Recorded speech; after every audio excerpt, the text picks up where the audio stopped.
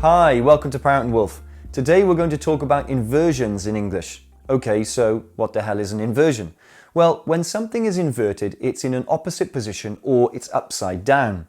This is the same for words in a sentence. When we use inversions, the words in a sentence are not in normal positions. The meaning remains the same, but there's a change in emphasis and the focus of the sentence.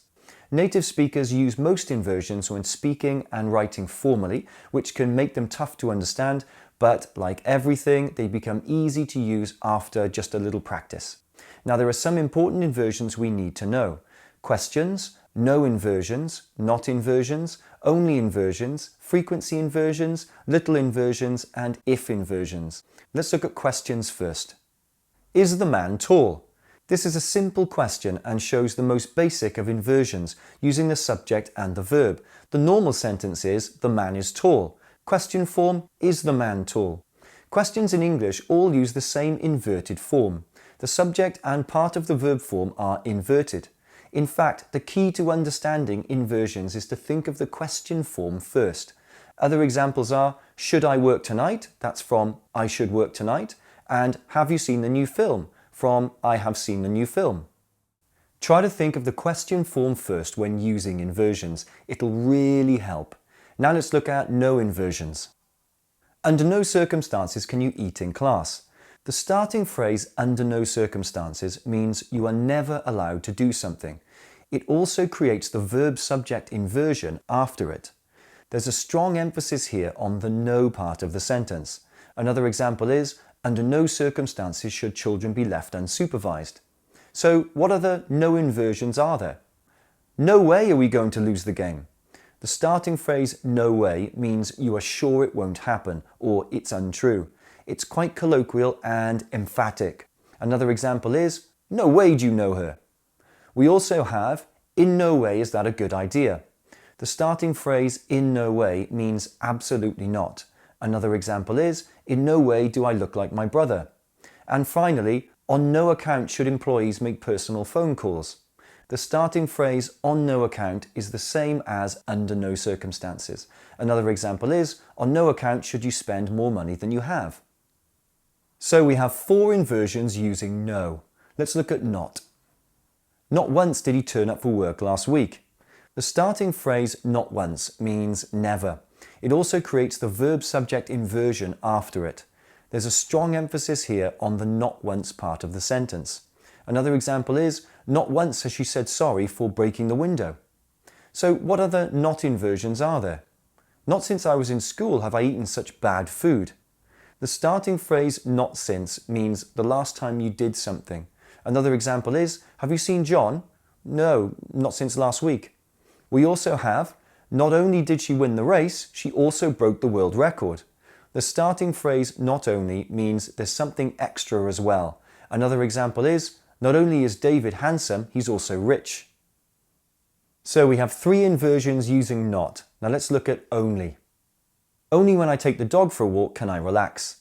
The starting phrase only when means it only happens in a particular situation. It also creates the verb subject inversion after it. There's a strong emphasis here on the particular situation part of the sentence. Another example is, only when she's at work does she feel useful. So what other only inversions are there? Only if you study hard will you pass your exam. The starting phrase only if means there is only one condition. It has a strong emphasis on the single condition part of the sentence. Another example is, if and only if you clean the car can you go out tonight.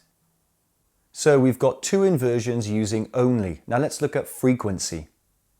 Seldom has my brother had so much money. The starting phrase seldom means almost never.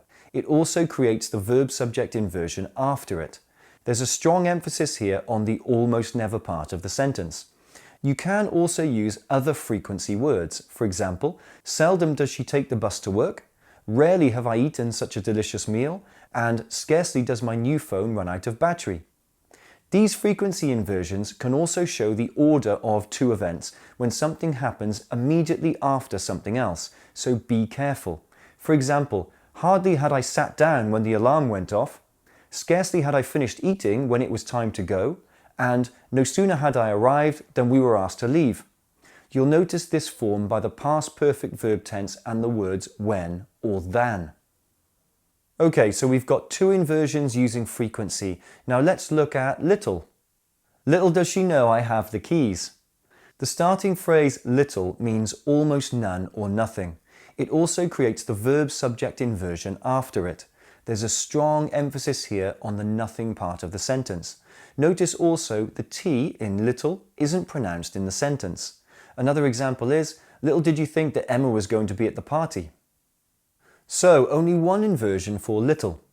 Lastly, what about if inversions? Had I known about the exam, I would have studied a lot. The starting phrase, had I, is a substitute for if I had. The rest of the conditional sentence is the same as normal.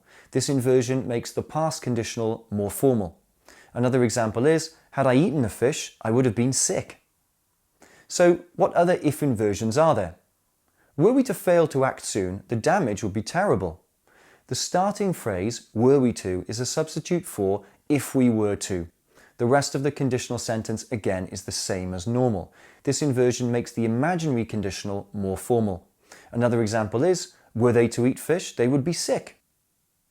Remember, it's worth mentioning that there are lots of different inversions you can use, some of which aren't covered here. But my advice is concentrate on the forms in this lesson and you'll have an excellent set of tools to express yourself fully with correct emphasis and formality. So to summarize, inversions are changes in the word order of a sentence. Inversions involve the subject and the verb. Inversions often have fixed phrases at the start of the sentence, and inversions show emphasis and formality. To find out more about learning English for Cambridge and IELTS exams, business and work, or general conversation, visit ParrotandWolf.com.